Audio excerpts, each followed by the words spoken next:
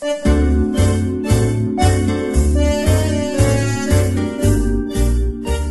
this is Dr. Max talking about the 4 most deadly communication mistakes you can commit in an intimate relationship. Which of these traps are you stuck in right now?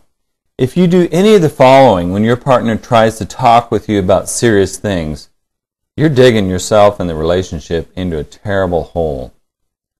First, you try to explain yourself. Your beloved partner has just told you about something he or she doesn't like in your behavior or actions. You believe that if he or she would just understand what you really mean to say or do, they would see that they've misjudged you. You might say, "Well, I didn't mean it that way. What I mean was this," or "That's not fair. You've twisted my words. This is what I meant." Or maybe, "That's not the way it happened. This is the way it happened." Deadly. I don't have to tell you, this never works. You just dig a hole deeper and deeper the harder you try to explain yourself. 2. You feel unjustly accused and show them they do exactly the same thing. Your beloved partner has just shown you a behavior or action that you do that they don't like and is seeking understanding on your part about the impact on them. They might say, "You never really show me appreciation for the things I do for you." And then you say, "Well, I feel the same way. You never really show me appreciation either." What did you do? Well, you just turned it right back on them and showed them that they are no angel. You feel justified in doing so, don't you? But what happened?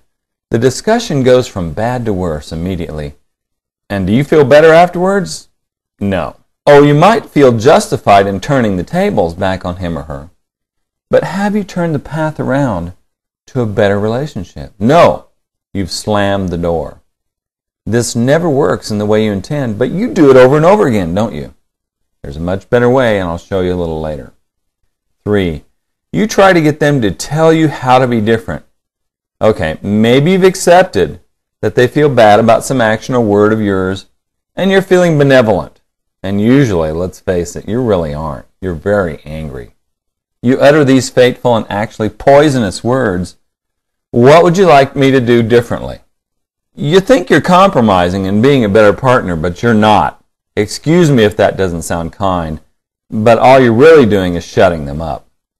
And this never works. It just makes a perfectly good partner or lover into a kind of probation officer over you.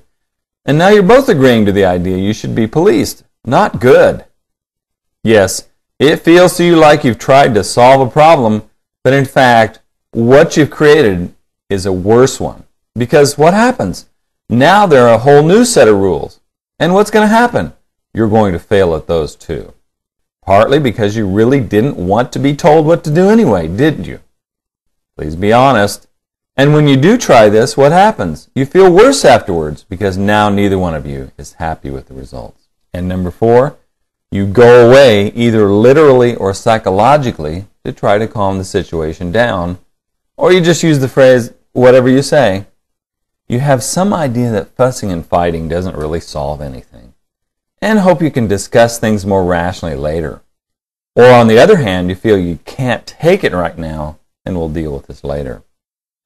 Your partner brings up something that's really bothering them. You feel you've heard it 100 times before, and it never goes anywhere.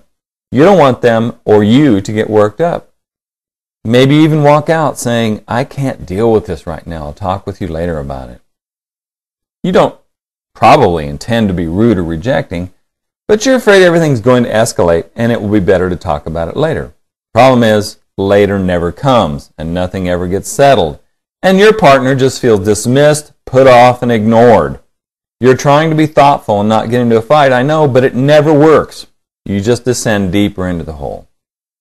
Or the other things you do is you just space out while they're talking because it all feels so familiar and so repetitive, and you're just waiting for this to go away one more time. Okay, so what do you do about this? We're going to talk about that in the next video, so I'll see you then. Bye-bye.